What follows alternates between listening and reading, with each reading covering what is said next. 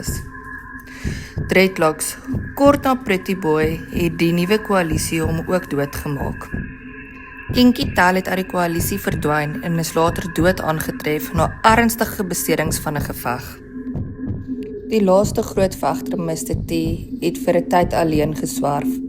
In 2012 het hulle op sy liggaam afgekom.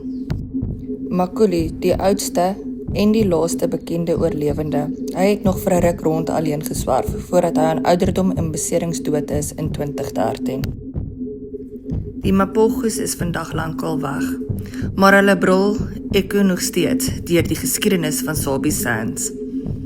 Hulle was konings, hulle was moordenaars. Hulle het die wêreld gewys hoe wreed en aggressief die natuur kan wees.